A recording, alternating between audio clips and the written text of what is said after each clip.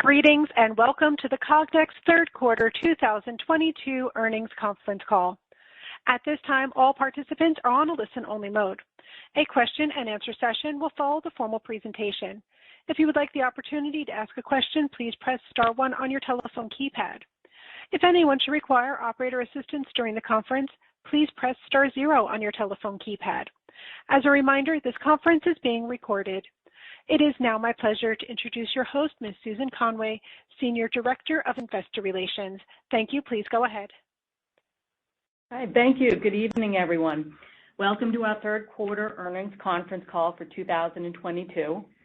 Leading today's call are Rob Willett, Cognex's President and CEO, and Paul Todgham, our Chief Financial Officer. I'd like to remind you that our earnings release and quarterly report on Form 10-Q are available in the Investor Relations section of our website at www.cognex.com/investor. Both contain detailed information about our financial results.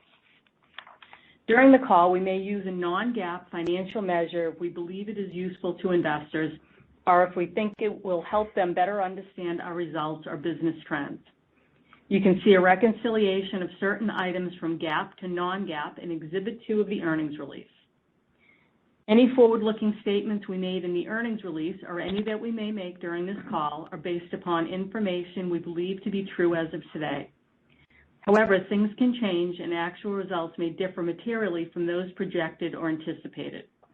For a detailed list of risk factors, you should refer to our SEC filings, including our most recent Form 10-K and our Form 10-Q filed tonight for Q3. Now, I'll turn the call over to Rob. Thanks, Sue. Hello, everyone. Thank you for joining us. When we spoke with you in August, we were in the middle of managing two challenges in our business. One concerned the June fire at our primary contract manufacturer, and the other related to overcapacity at a few of our large logistics customers. Let me start by giving you an update on how we have been addressing both of those challenges. Turning first to the fire, we believe the business disruption is now behind us. The leadership team and I appreciate the hard work and collaboration of Cognoids and our suppliers in the aftermath of the fire. They demonstrated the best of our culture during a difficult time. Together, they helped replenish the significant component inventory positions that were destroyed in the fire and fulfill customer demand more quickly than we anticipated. These efforts led to strong shipments at quarter end, which allowed us to reduce the negative impact of the fire on Q3 revenue to roughly $40 million, or about half of what we estimated in our original guidance. This also resulted in exceeding the updated guidance we published in September. Moving next to logistics. As we reported in August, our largest customer and other e-commerce technology leaders are taking a post-pandemic timeout to absorb excess capacity. This follows 2 years of heavy investment through Q3 of 2021, which you may recall was a record-setting quarter for both our logistics revenue and Cognex overall. Despite slower current spending by a few customers, we believe our long-term prospects in logistics are as exciting as they have ever been. There are several reasons for our confidence. First, Cognex customers include many e-commerce and omni-channel retailers that are early in their adoption of machine vision. Second, we believe more growth collectively will come from Europe and Asia than the Americas. Third, there are other market adjacencies in logistics, such as postal and post, where we have a small presence today and superior solutions that position us well to grow. And lastly, we see many applications beyond barcode reading where our machine vision technology is increasingly being used to solve new problems in logistics fulfillment. We believe that logistics will continue to be an important growth driver for us. It has emerged as the largest, and we expect it will remain the fastest growing sector in our served market. We estimate the logistics segment to be a $2 billion market growing by 20% long term. Our differentiated technology and the opportunities we see in logistics gives us confidence we can continue to be a share gainer and grow this part of our revenue by 30% over the long term. Next, let me turn to a broader view of our served market and our expectations for longer-term growth. The excitement we have about our future was apparent at our Analyst Day event in September. We see tremendous value in bringing the investment community to our headquarters in Natick. They had an opportunity to meet in person with Cognoids, experience our culture firsthand, and see live demos of our products. We received a lot of great feedback from the event. At Analyst Day, we introduced an updated view of our served market. The new estimate is $6.5 billion, up 55% from our previous estimate of $4.2 billion that we shared with you in 2019. We believe the market will grow by 13% over the medium to long term. As a reminder, we calculate our served market estimate ourselves because there is no reliable third-party source. Our served market reflects a relatively narrow definition of how big our business could be if we won every dollar of opportunity in the markets where we are focused today. Also, at Analyst Day, we updated our long-term target for Cognex revenue growth to 15% on a compound annual basis. We expect to continue to outperform market growth thanks to our strong product pipeline, our focus on high-growth end markets, and the strength of our reputation with leading manufacturers. At this point in the year, I spend a lot of time with our sales force conducting in-depth reviews of our customers by geographic region. I'm excited about the new products and solutions we are introducing. They will help us scale our business more quickly and will enable a wider and less technical profile of customer to use our sophisticated and powerful technology. Our new modular vision tunnels are an example of this. These pre-configured standard solutions are part of our plan to develop the opportunity for Cognex machine vision in logistics. They make it easier and faster for customers to solve complex vision problems using Cognex technologies, products, and our Edge Intelligence data analytics software platform in high-speed, high-throughput operations. Another example is the DataMan 8700LX, the latest addition to our highly successful next-generation series of industrial handheld readers. LX stands for Extreme Label Reading, and it's highly accurate in reading the most challenging label-based codes in a fraction of a second, 150 milliseconds. The 8700LX outperforms other handheld products available today and is being embraced by leaders in cloud computing and high-performance EV battery manufacturing, among other segments. Lastly, we were pleased to publish our first comprehensive sustainability report during the quarter. We have a great story to communicate. Cognex machine vision and deep learning technology plays an important role in making manufacturing more efficient and reducing its environmental impact. This report was developed by a cross-functional team of Cognoids. It demonstrates the strong progress we're making on our ESG journey. I'll stop here for now. Paul, the microphone is yours for details of the quarter. Great. Thanks, Rob, and hello, everyone. Revenue was $210 million in Q3. That level represents a decline of roughly 25% from both last year's record-setting performance and Q2 of 2022. It was better than we expected when we gave our updated Q3 guidance, but still lower than we would have anticipated earlier in the year. The business disruption from the fire caused revenue from most end markets to decline in Q3 year on year, and all to decline on a sequential basis. The quarter was also impacted by lower revenue from large customer projects in logistics. And with approximately two-thirds of our revenue coming from outside the United States, currency exchange rates had a negative impact, leading to a 5 percentage point drag on revenue growth in the quarter. Looking at the change in revenue for Q3 from a geographic perspective, each primary region was also negatively impacted by business disruption from the fire. Asia decreased mid-single digits, excluding a 6 percentage point negative impact from currency exchange rates. Large order revenue from consumer electronics made a positive contribution in the quarter. Revenue from Europe decreased low teens, excluding a 12 percentage point reduction from currency exchange rates. Lower revenue from logistics and declining business confidence impacted revenue across the region. In the Americas, revenue decreased by more than 40% year-on-year due to the slowing of large investments by a small number of customers in logistics.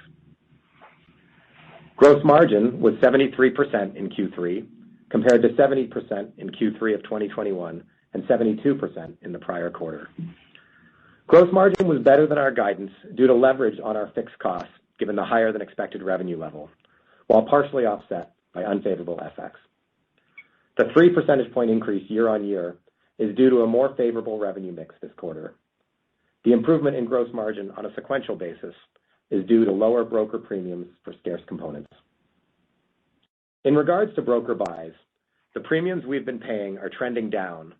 However, we expect the negative impact on gross margin will pick up again in Q4. While the supply environment is improving, it will take a few quarters for the higher priced components that are in inventory to work their way through our P&L. Operating expenses in Q3 included a non-cash charge of $3 million related to the fire, primarily for idle production capacity given temporarily lower business levels. Excluding that charge, the combined total of RD&E and SG&A declined by 2% year-on-year and 4% on a sequential basis, which was slightly favorable to our guidance. Lower incentive compensation and the favorable impact of currency exchange rates more than offset the incremental investments we've been making in sales and engineering headcount and other related costs. Operating margin was 19% in Q3 of 2022, compared with 31% in Q3 of 2021 and 24% in the prior quarter on a GAAP basis. Excluding the fire loss, operating margin was 20%, 31%, and 30% respectively. The leverage we have in our income statement worked against us in Q3, despite the benefit provided by a better gross margin and lower operating costs. The effective tax rate in Q3 was 16%, excluding discrete tax items, as expected. Reported earnings were 19 cents per share in Q3, compared with 44 cents in Q3 of 2021 and 34 cents in Q2 of 2022. On a non-GAAP basis, earnings were 21 cents, 40 cents, and 41 cents per share, respectively, excluding discrete tax items and the fire loss. Turning to the balance sheet, Cognex continues to have a strong cash position with $818 million in cash and investments and no debt. Proceeds of $27.6 million from insurance claims related to the fire were received in October and after the balance sheet date. As we announced tonight, our board of directors has increased the quarterly cash dividend by 8% to 7 cents per share. We believe this demonstrates their continued confidence in Cognex's financial strength and long-term growth prospects. Before I turn the call back to Rob, I'd like to welcome Nathan McCurran as Cognex's new head of investor relations. Nathan joined us last week from Lime, where he served as head of investor relations and treasury, and brings to Cognex prior experience across IR and other finance functions at Iron Mountain, Goldman Sachs, and General Mills. He joined Sue Conway, whom many of you know. Sue established our IR program and developed it over the past 26 years. We're excited for Nathan to now lead the investor relations team and enhance our engagement with the investment community. Now, I'll hand the microphone back to Rob. Thanks, Paul. Let's talk now about our guidance for Q4. We expect revenue for Q4 will be between $235 million and $255 million. That range represents a strong rebound from an artificially low level in Q3 due to a return to more normal production lead times. It also includes a remaining $20 million catch-up on customer deliveries following the fire. At the midpoint, we expect revenue will be roughly flat on a year-on-year basis. We expect to continue to experience lower large project activity in logistics. Reflected in this guidance is a 10 percentage point headwind to year-over-year growth from the strong U.S. dollar. I want to clarify that this is a 10 percentage points, not basis points, as there was a typo in the press release. We believe gross margin in Q4 will be in the low 70% range. The supply environment is improving, and that's leading to lower broker buy activity. However, the impact of what we've already purchased and is in inventory will take a few quarters to flow through our income statement. We expect the combined total of RD&E and SG&A will increase by low single digits on a sequential basis due to the timing of incentive compensation. The effective tax rate in Q4 is expected to be 16%, excluding discrete tax items. Now we'll open the call up for questions. Operator, we're ready to go ahead with questions. Thank you. The floor is now open for questions. If you would like to ask a question, you may press star 1 on your telephone keypad at this time. A confirmation tone will indicate your line is in the question queue. You may press star 2 if you would like to remove your question from the queue. For participants using speaker equipment, it may be necessary to pick up your handset before pressing the star keys. Once again, that is star 1 to register a question at this time. The first question today is coming from Joe Giordano of Cowen. Please go ahead. Hey guys, good afternoon. Hi Joe. Hey, I just wanted to get a sense on the fourth quarter, like how much of this is underlying demand and how much is kind of backlog delivery. I know you called out $20 million specifically as like a catch up, but how much is just stuff that you've been booked over the year, and how much do you feel like is truly new business and reflective of what conditions on the ground are?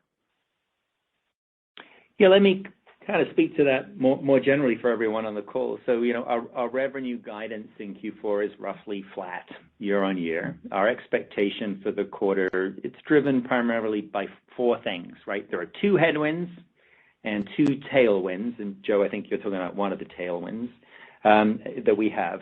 So first of all, the headwinds, a few large customers in logistics are currently spending less on new fulfillment centers than a year ago. And we also expect a roughly 10 percentage point negative impact from currency rates in the quarter. The tailwinds, things that are helping us are, expected growth from the broader factory automation market. And then there's about $20 million of revenue shifted from Q3, resulting from a catch up on customer deliveries following the fire. So I think that 20 million gets a little to your question, Joe. Business activity in the broader factory automation market is holding up, although it's less robust than it was a year ago, particularly in Asia. And we're not expecting a big budget flush this year overall. So it's generally kind of how I would think about the fourth quarter. Just given where we are in the year in November, I'm guessing you have a pretty good idea of where your big markets, your critical markets are going to come in. So maybe if you can take us through, logistics, consumer electronics, where there's been a lot of, negative headlines, and automotive maybe as to what growth looks like for 2022 full year for those markets. Yeah. Good. Yeah. Well, I mean, I'll start out and encourage Paul to say a little more. Generally we don't give sort of that full year position until after the year is over. I think what we've already said is that we're expecting a growth in our electronics market. I think we've said around in double digits, low double digits. Obviously we're expecting significant contraction in our logistics business. Right. Automotive overall, I think probably moderate performance in that market, and similar in other markets overall. So that's kind of, and then obviously we've got headwind from currency, which is pretty significant at this point. Paul, would you like to give any more? No, I mean I think that's right. After Q3, we're now down on logistics year on year. So we know, we said we'd be down for the year. We're now there, and with Q3 going to be the most down as we sort of communicated, last quarter. consumer electronics is playing out really as we expected and communicated in our last earnings call. And again, automotive gets a little bit clouded by the fire impact and currency and so on. But we're generally pleased by what we're seeing in EV, and there's tentativeness elsewhere. The broader market in Europe, for instance, is an area of some tentativeness in automotive. Mm-hmm. And just last for me, is there any way to kind of and you talked about the gross margin in the quarter, how much benefit in the quarter are you getting from less large customer deliveries of mixed negative logistics stuff versus the benefit that you got from less broker buys? I'm trying to just understand what that looks like, how much up versus how much down, and then where it nets out, you know what I mean? Sure. Yeah. So as you'll recall, a year ago was our low point for gross margin. We reported a 69.9% gross margin, and at the time we were calling out three factors. One was broker buys. One was a strategic project in the logistics space that was particularly low margin. It was sort of a co-investment in something that would lead to productized solutions like the machine vision tunnels the modular vision tunnels that Rob spoke to today. And the third was some supply chain issues that were particularly impacting some of our highest margin 2D vision products. So, those were the three factors that kind of jointly brought us from our typical mid-70s to, the 69.9 or 70% we did. This quarter, the broker buy impact was pretty comparable year on year, I would say. And again, that's a little bit artificially low just by virtue of what we sold in this quarter, and it's going to be a little higher next quarter, which is why we brought our guidance, down slightly versus what we've communicated.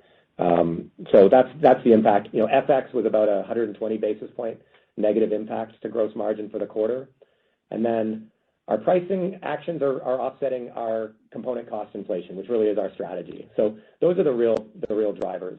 Revenue mix was favorable this quarter versus a year ago. It's favorable within the quarter, within the year in Q3, just by virtue of a little lower logistics mix this quarter, and we'll have a little more of that next quarter. Thanks, guys. Thank you. The next question is coming from Joe Ritchie of Goldman Sachs. Please go ahead. Thanks. Good afternoon, guys. Hi, Joe. So I know that you guys don't give guidance, for a full year, but I'm hoping that you maybe can kind of contextualize how to think about logistics in 2023.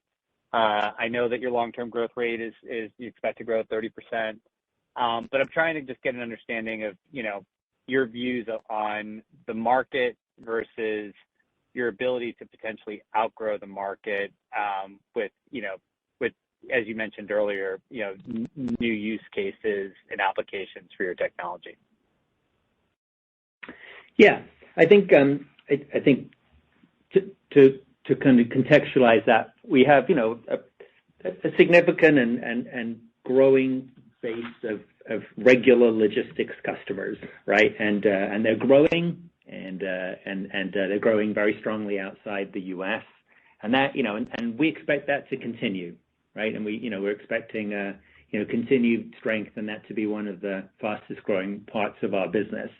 It's less than half of our logistics business, but it's last year it was, but the growth dynamic and the broadening of those customers and the geographic broadening is really a great thing for us.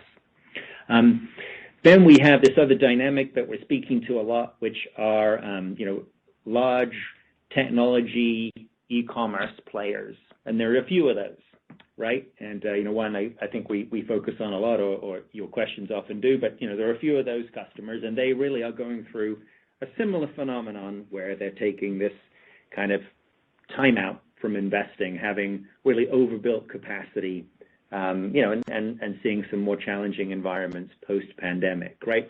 So I think, the big challenge and, one that's hard to call is when will that investment cycle turn and those companies start investing more heavily again. I don't think it's in the first half of next year. I feel confident in saying that. But at some point, we're very confident it will return. And we just have so much value to add, and we all see that. And we have so much new technology to bear beyond barcode reading that we're very confident about that coming back. But I certainly am not expecting it in the first half of next year. And Joe, I'd maybe add. Okay. So the full year view on logistics is tough to call because of kind of the timing of when that might come back. But we are up against tough compares in the first half. Q1 this year, 2022, was our highest quarterly revenue level and also our highest quarterly growth rate. And we did have a strong quarter in logistics in Q1 this year, kind of broad-based across all of our logistics customers, including large customer activity. So we're up against a tough compare, and then the question really is, when does the large customer business come back is it back half of 2023? Is it 2024? Yeah, Paul, that's helpful. And maybe sticking with you for a second, in talking about the gross margins a little bit more.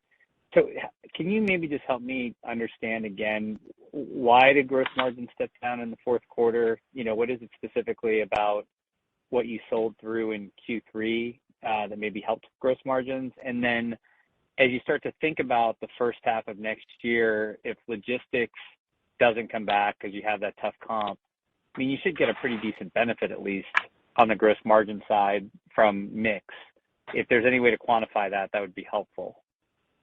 Yeah. So first, maybe just, the biggest phenomenon for our gross margins over the last 5 quarters has been our broker buys. So, and it helps to understand there's really sort of 2 factors with broker buys. There's the volume of the buys we're making, and then the timing of when that flows to the P&L. So there is a lag effect. We commit to the buy, we receive it in inventory before it, becomes a finished good that's then sold through.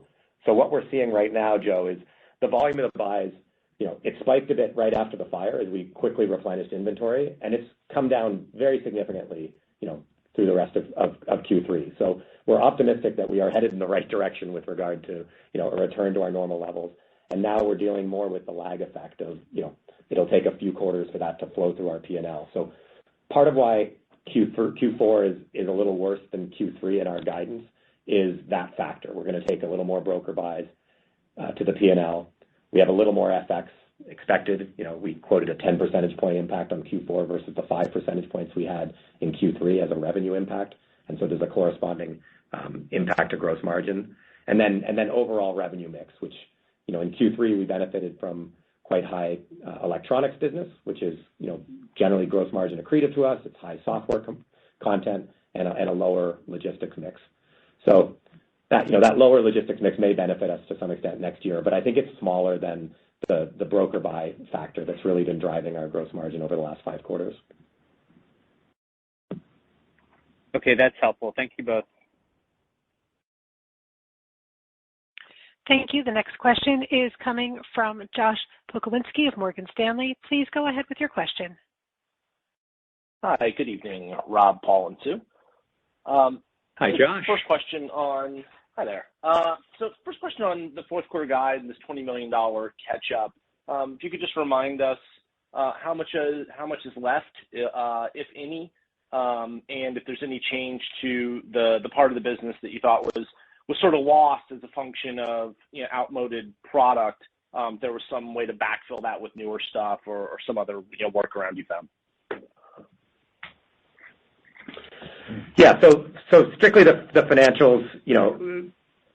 Back in August we'd said we had an $80 million impact of the fire in Q3. 20 million of that business we thought would be lost, and 60 million of it we thought would shift from Q3 to subsequent quarters. And then in a follow-up, there was sort of, how long might that take? And we said, kind of 2 quarters. So we thought there might be some impact in Q4 and some in Q1. The $20 million fire loss impact we estimated really was about dead on. In some cases it was, a product that was being sunset and maybe a couple last buys of that product that once the components were lost, we weren't going to get back into that product or were unable to get back into it. And some of it is maybe just quick cycle, readers or vision systems for which if the customer couldn't get it in time, they would either not do the project or get it from a competitor. So that's pretty much played out as we've expected. We're still in the process of migrating customers to newer products and so on, but that wasn't really a major factor in the product loss, I would say. And then of the $20 million shifted, we really think we're going to realize all of that in Q4 rather than have any overhang going into next year. Again, the replenishment has been quicker than we expected, and so we thought a couple months ago or 3 months ago we might be holding some product back to deliver to customers. But because of how quickly we've gotten back into supply, we're not needing to do that at all. And business is good. The supply chain conditions are good. Got it. Very comprehensive, super helpful. I appreciate it. And just on logistics, I know that it's, you're kind of reluctant to want to call the full year, especially, the first half, second half dynamic. But maybe thinking about outgrowth differently and kind of your customer mix versus how you think the market may be different. I think folks like Honeywell and Keon are teeing up, kind of down 30-ish type numbers. You talked about 10 points of outgrowth in kind of your core business.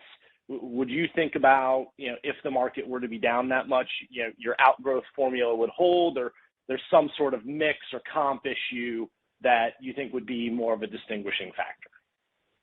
And to clarify that, Josh, are you talking about this year, current year, or next year? Next year, 2023. Right. Yeah.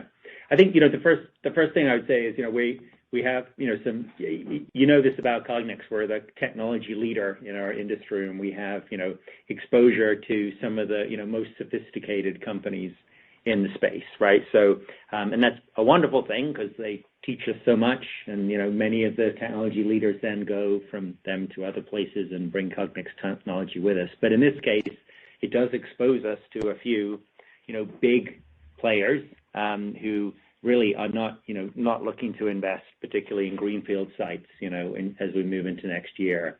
And our exposure, that was more than 50% of our business last year was related to that. So I would think our exposure to that part is going to be down, more than the companies that you quoted who perhaps have a broader exposure to broader conveying and material handling, right? But on the upside, I think we have exposure to the rest of our business, the large groups of customers who we're gaining share in. We have great technology to offer them. So I would expect there we would be outgrowing the general industry as customers are really looking to add and spend more on technology enhancements than perhaps on basic conveying and material handling. So that's perhaps a little context for you. That is a great answer. I found that really helpful. Thanks, Rob. And best of luck, guys. Thank you. Thank you. The next question is coming from Jake Levinson of Melius Research. Please go ahead. Good evening, everyone. Hi, Jake.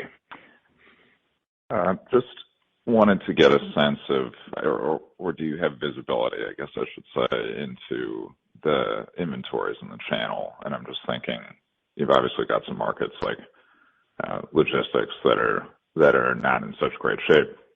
And I'm sure there's some fire impacts in there potentially to make things even more complicated, but any color you could give would be helpful. Sure. Jake, I'd say a wonderful thing about Cognex is there is really almost no inventory in our channel, right? We sell, about 2/3 of our business is direct, and a third is through partners. And for those partners, we very much encourage them not to hold inventory. We think it's a wonderful thing about our model, and we deliver product to them very quickly, of course. When we've had a fire, that's a problem. But they're really, we actually have found that the rest of the automation universe that we're selling into has much longer lead times than we do, right? So PLCs, you're probably aware, a lot of them are on 6-month lead times and other automation equipment. So we supply quickly around products, and there's very little kind of a dampening in our channel around that. There are just very few examples, certainly much less than 10% of people who sell Cognex carry any significant inventory at all. Okay, got it. And just switching gears for a second on the consumer electronics side, not looking for a 2023 view here, but just trying to get a sense of, you've got data points showing that people are buying fewer smartphones and PCs and whatnot after the last couple of years, but it seems like the capital spending side maybe is holding in better. So just curious are your customers investing ahead of new product launches or new types of technology within that? Just trying to get a sense of the difference between maybe the production rates versus the capital spending side. Yeah, I think Jake, there are a few things going on there.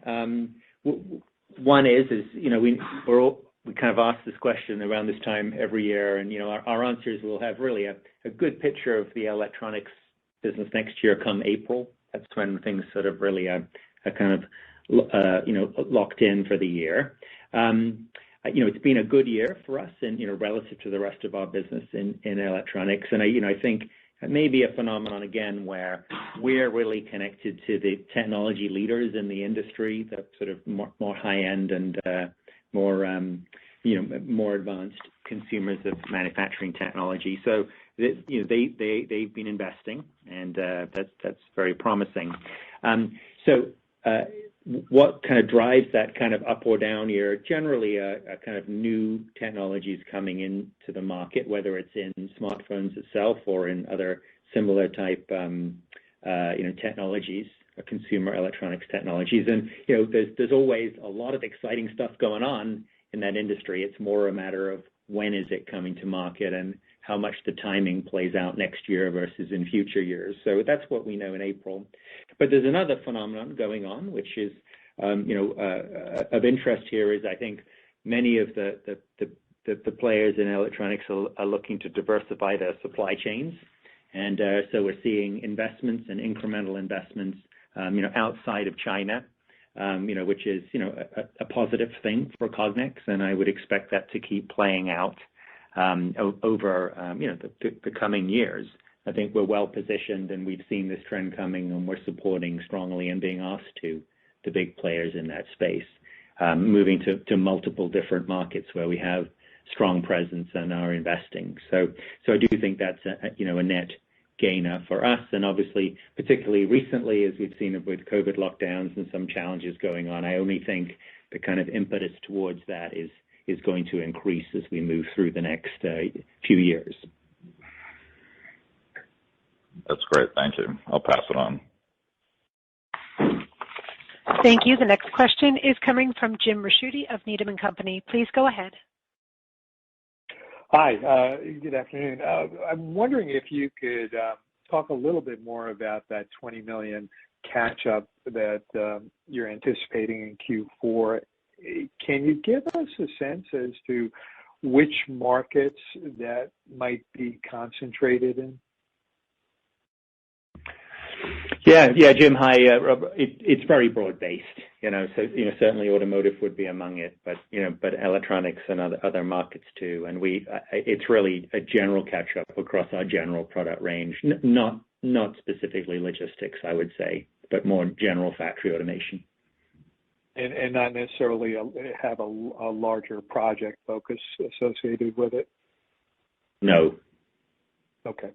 Rob, at Analyst Day, you guys talked about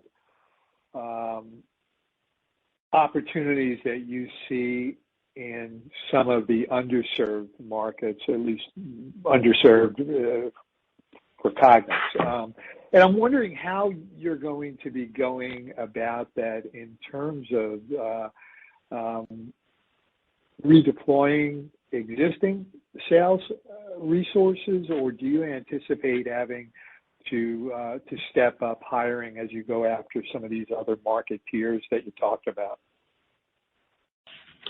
Yeah, Jim, thanks for that question.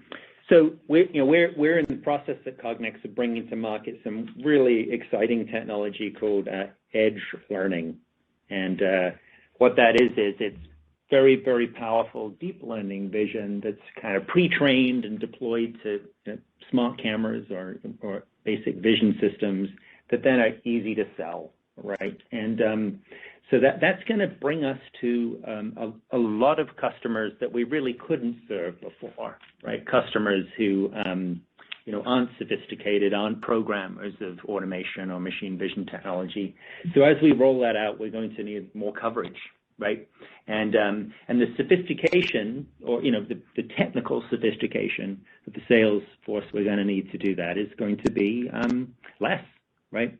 So certainly we do expect to be recruiting and training and deploying over quite a long period as that product range rolls out, more sales noids, as we call them, to do that. And we'll expect to see that, I think, and we'll be talking about that in quarters to come. And I think, Rob, it's fair to say outside of sales, we really are sort of, as we are setting plans for next year and so on, we really are redeploying existing resources, and whether that's on the engineering team or G&A functions, it's really the sales phenomenon. Yes, it is a sales phenomenon. Got it. Thanks very much. Thank you. The next question is coming from Jairam Nathan of Daiwa Capital Markets. Please go ahead. Hi, thanks for taking my question. So I just wanted to concentrate a bit on the Asia ex-China number. It was down about 20%, excluding currency. And in the past, it has been, I think you guys have talked about autos being strong, and I was just wondering what are some of the puts and takes there. Was the fire impact a bigger impact in that region? Yes, I'll comment, and I'll invite Paul also to comment. I think sales activity in Asia outside of China was pretty mixed in the period. We did observe slowing activity and project delays in Japan and Korea. One phenomenon I would point to is while customers continue to have aggressive plans for electric vehicle manufacturing, some of the plans that we're seeing are moving, and investment that we were seeing getting lined up for those markets in Asia, excluding China, as a result of some of the government regulation that's been going on, are now shifting geographies, and investments we were expecting to see, certainly in Korea and Japan and some other markets, are now being deferred and being moved to Europe and America. So that's certainly a phenomenon. In semiconductor, it continued to grow, but the growth rate was slowing. So I think it's a little bit of color. And then I think we continue to see good progress in logistics, but we do have some larger e-commerce players in that market that we're speaking about, who really also had a similar phenomenon to what we're talking about. One very large and successful player in that market really did slow down their spending very sharply post-pandemic. Yeah, and Jairam, I just want to make sure there's no confusion over the data. China was roughly flat versus a year ago, with about 5% growth in constant currency, offset by 4% in currency. And really, it was other Asia, which is Korea, India, ASEAN, Japan, and so on. That was down about 20% in constant currency for the factors Rob cited. Yeah. So within China, we had strength in electronics, and then we did see some fire impact certainly, and other factors to sort of offset, and then more broad-based challenges in other Asia, as Rob described. Okay. No, thanks for the detailed answer. Just on logistics, like you talked about expanding into beyond barcode reading and expanding into some of the parcel and post customers. So I was trying to understand what kind of timing should we think about, where you are in the process, and when should we start seeing some business wins there? Well, I think the modular vision tunnel that we just spoke about today is certainly a very strong first step into some of those markets, and it's already in trials with a number of key companies in those markets. So I think that's the first step, and I think you're going to see a lot more technology from us coming that will make us very competitive in those markets over the next number of quarters. So I think it's the beginning, and it's starting to feel much more tangible around Cognex. Okay, thanks. And a final question, if I may, on seasonality in 2023. So should we, without the fire impact next year, should we kind of go back to normal seasonality of 1Q being the weakest and improvements in 2Q and 3Q? I think we've got this phenomenon where Q1 of this year was very strong because of logistics. In fact, I think it might have been our strongest quarter, and that's really not expected in Q1 of next year. I think if we strip that out, then we're dealing with some of the normal seasonality, which Q1 tends to be a lower quarter for factory automation, and I see no reason it wouldn't be again, given some of the dynamics we see in Europe. and elsewhere. So I think, we certainly have some of those factors playing. I did just want to go back to something you said earlier. So I made the point that, we see growth outside of China for investments. So, and the reason that may not be apparent when you look at the other Asian numbers, and some of those purchases may be being made inside China, right, for contractors who may be then moving it outside of China or out through our European region. If that's confusing to anybody, I'm really speaking to underlying trends in geographical movement rather than where you may see the bookings. The revenue. Yeah, no, understood. Thank you. Thank you for the detail. Thank you. The next question is coming from Matt Somerville of D.A. Davidson. Please go ahead. Hi, this is Will Jellison on for Matt Somerville today. Good evening. Hi, Will.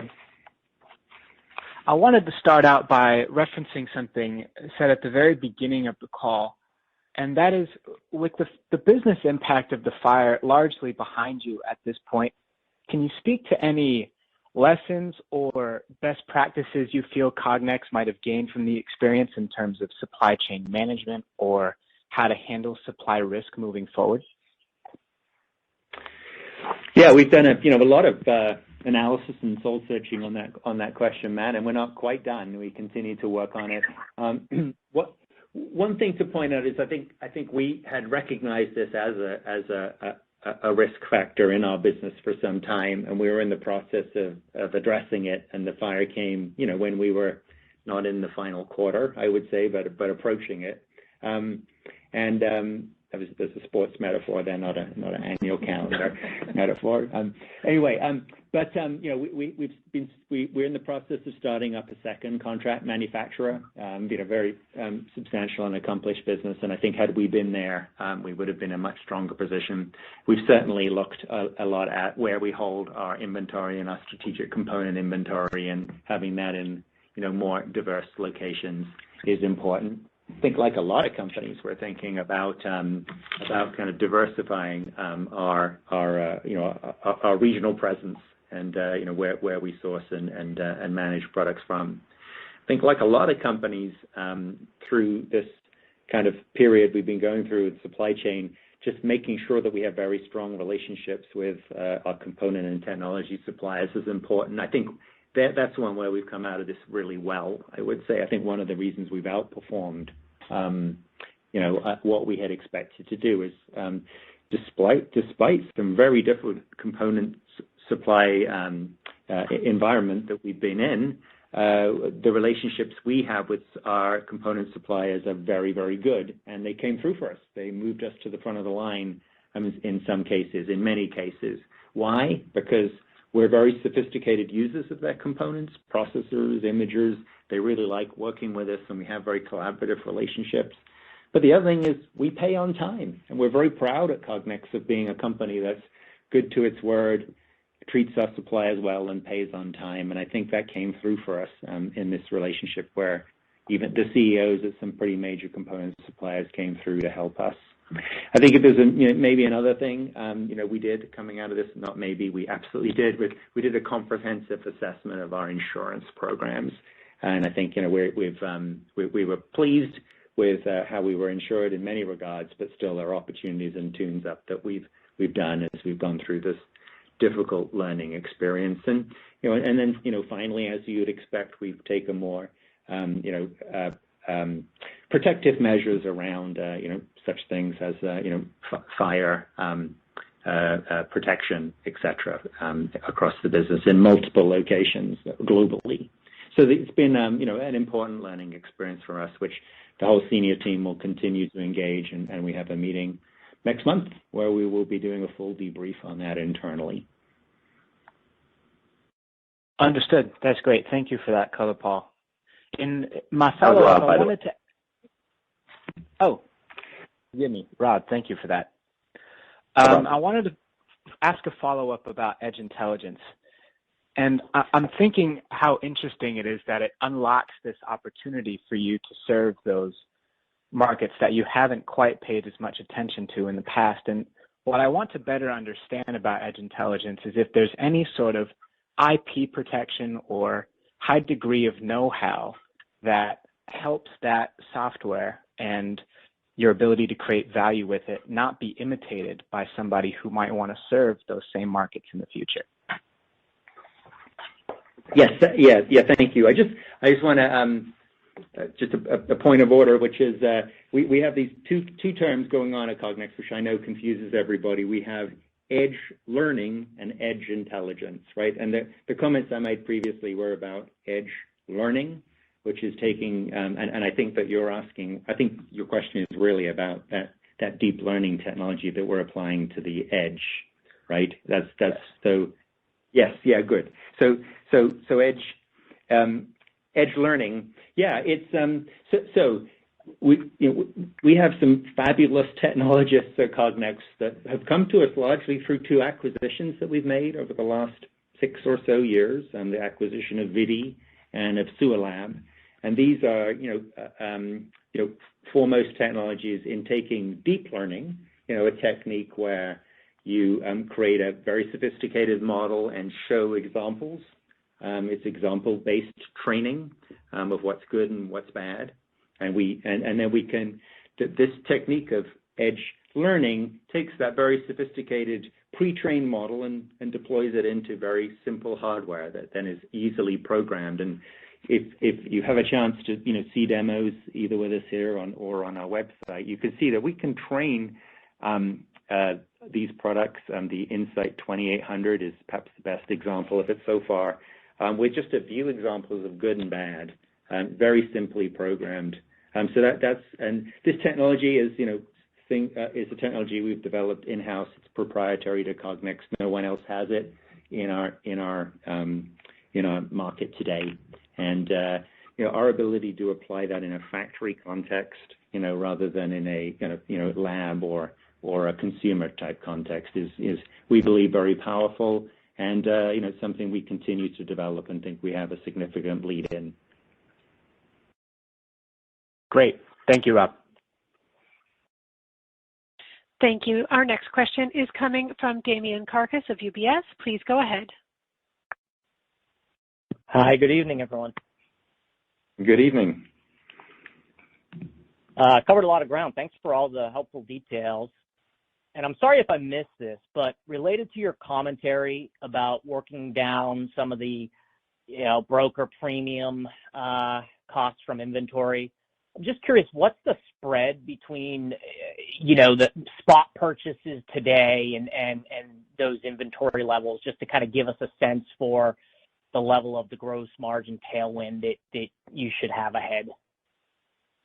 Yeah, sure, Damian. So this is Paul. It was smaller this quarter, but when it was at its worst, which was really Q4 last year, Q1, Q2 this year, it was about a 400 basis point impact on our gross margin, give or take 50 basis points or so. So very significant. And I do think as you're covering many companies, you hear a lot of talk about freight and component cost inflation and some element of broker buys. My read from studying our peers is we're sort of unique in this being such a large phenomenon, and partly that's because we do air freight already today, so we haven't been substituting ship for air like some peers or others in the automation industry have, and that we've been, I think, doing quite a good job of offsetting our core component inflation with the pricing actions we took since implementing a pricing strategy, sort of mid to around the summer of last year that we've been executing against. So that's what it's been. This quarter it was lower than that, maybe call it half of that or so. I do expect to see that winding down, but we're going to be carrying some amount of that into the first half of next year. Okay, great. And could you just remind us how much exposure you have in semis, and how should we think more broadly about the customer mix within consumer electronics? Thanks. Yeah. Broadly, semiconductor is about 5% of Cognex's business. It's been performing very strongly over the last year, so it's probably a little north of that. At the moment, like 7% or so.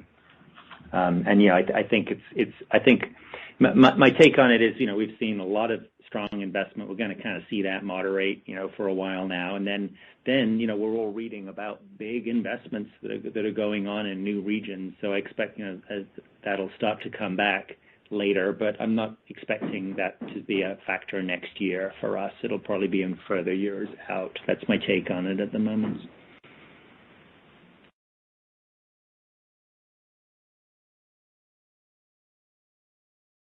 Damien, did you have any additional questions?